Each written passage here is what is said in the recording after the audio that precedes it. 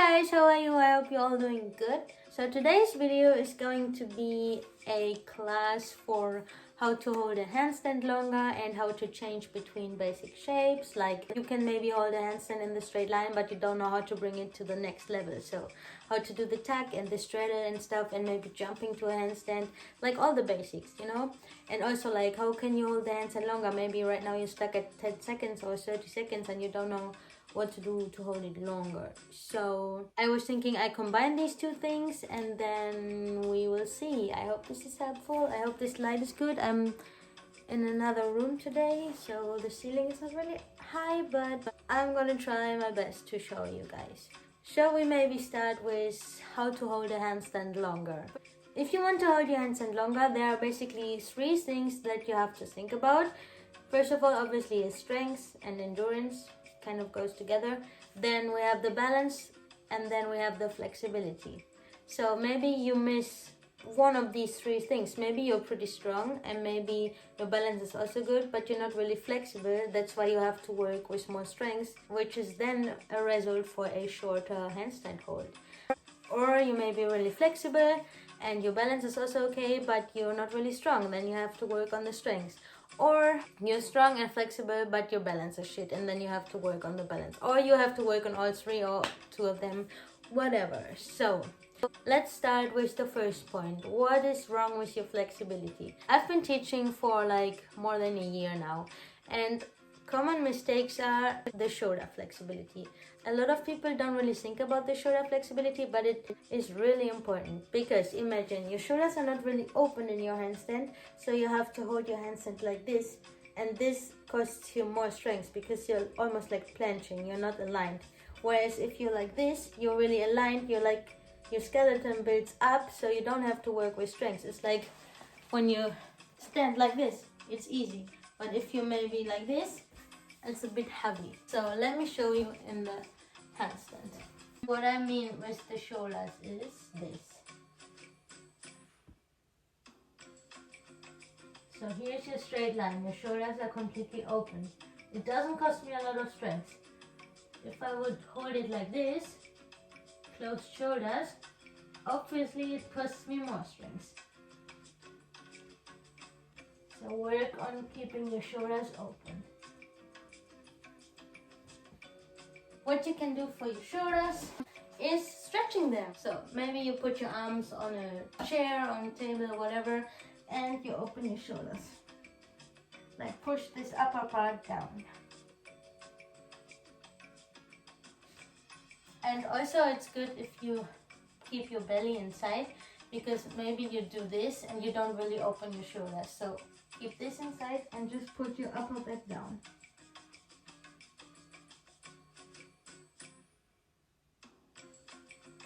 And also the other side.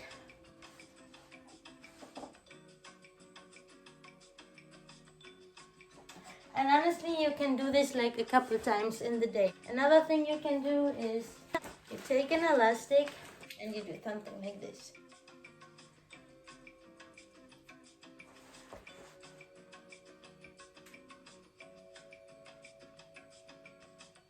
Just to get your shoulders flexible. So the next point would be you're flexible, your shoulders are good, you have balance, but you don't really have a lot of strength. Well, then you have to work on your strength. So you can do push-ups, you can do plank holds, push-up position holds, and you can hold the handstand on time next to a wall. Let's do some push-ups. 1, 2, 3. Good. Some push-ups are always good. You can also do them in handstands, but like this is also okay. Then you can hold a minute this position. Make sure your shoulders are elevated and you're not like this. Core is to be engaged and back round. You can hold this for 1 minute. You can hold this for 1 minute. Same technique. Don't be like this, be like this. So this will make your shoulders stronger and that will result in longer handstand holds. You take a timer, go to the wall, start, and go up. And just hold it like this. And if you need the wall, go to the wall. If you feel like you can go free, go free. With time you will see you can hold it longer. Strength comes with obviously some strength training, but also doing a lot of handstands, like doing the handstands themselves. Because if you do the handstand, that will really target all the muscles that you need in your handstands. Of course, you can strengthen your core and your shoulders and it will help you, but ultimately you have to work on your handstand to build strength for your handstand also. Okay, and the other part was you're flexible, you're strong, but you don't have a lot of balance. So if you don't have a lot of balance, you just have to work on the wall consistently 5 days a week or 6 days and repeat, like do it all over again, and then you will start to understand the balance. Yeah, these are my tips for longer handstands. Now let's talk about changing between shapes. Let's say you can hold the straight line, but you're stuck with that. Like you can't really hold other shapes and you don't really know how to get up to other shapes because you're used to kicking up to a straight line and that's it. You can work next to the wall, of course. I will show you. Let's go to the normal handstand. Here's your straight line. Good, but you don't know what else you can do. So you go down to the tuck and then you go with one leg first and with the other, or you change and you try to hold it, and if you can hold it you can try to go up, and you can always use the wall. Then you can do the same the other way around. So you start from here and you jump to the tuck, you go with one leg first, you maybe change a few times, and then you can go free, and then you can go straight, and maybe back. And if you feel like you need the wall, you can go to the wall.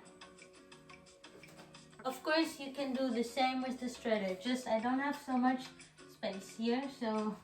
Okay, here's your straight line, and maybe just try to go down to the straighter near the wall, and then you can try to go free and back straight and like this.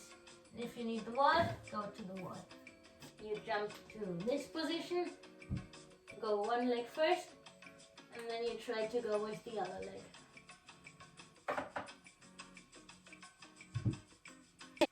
Okay, let's talk about some common mistakes that I often see. You're in the straight line, you want to go to another shape, but you fall back to this part of your hand and then you fall down.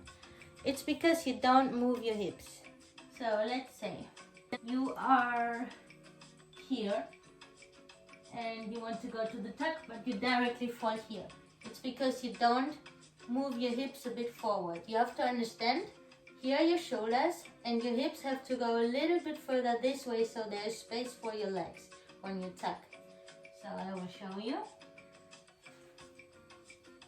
You're straight and you bring your hips a bit forward so you have the space.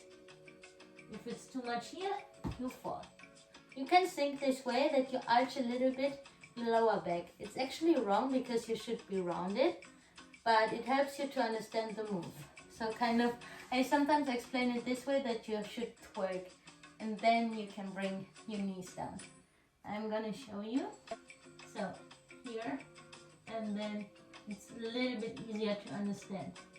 And then you can try to go a bit more round again. Also, don't only bring your feet to the back. The feet actually want to look up. Somewhere this way.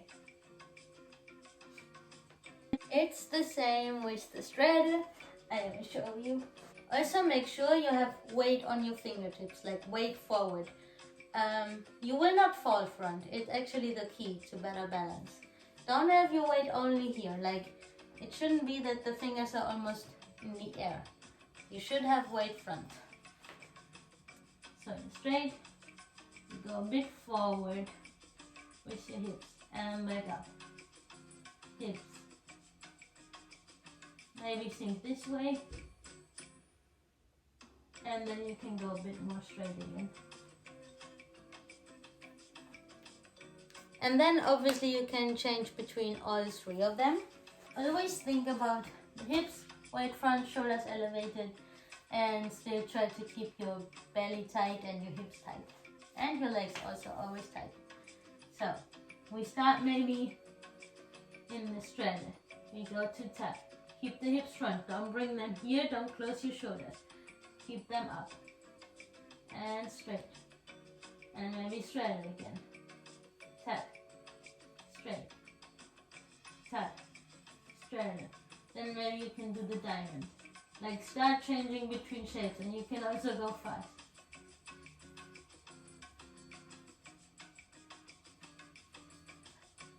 And then the last part is you jump to these positions. You don't only want to kick up to your handstand, you want to jump to the position. What I see often, another common mistake, is that the shoulders stay too much in the back, so you don't really go up. What I see a lot is people start here and they want to go up to the handstand, but the shoulders are not on top of the wrist. So the shoulders have to be here before you jump. Then the way is shorter and you will actually manage to go up. Also think about the way that you want to roll up your spine. So you start from your neck and you want to bring up your hips first and the legs come later.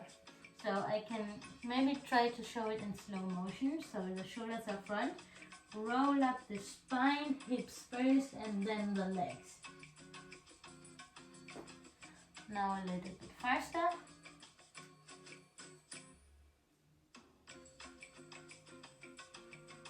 And now the mistake.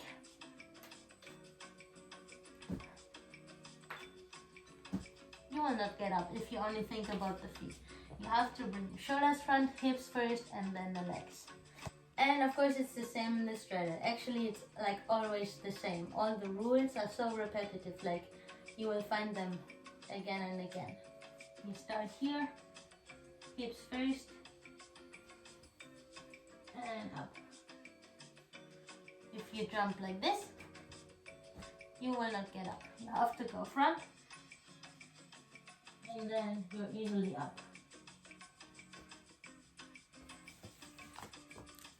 Back to the white. I think that's all for today. I hope it was helpful and I hope you could see like maybe some mistakes you're making and you can understand how to make it better. Yeah, I hope you liked it and I will see you in my next video. Bye bye!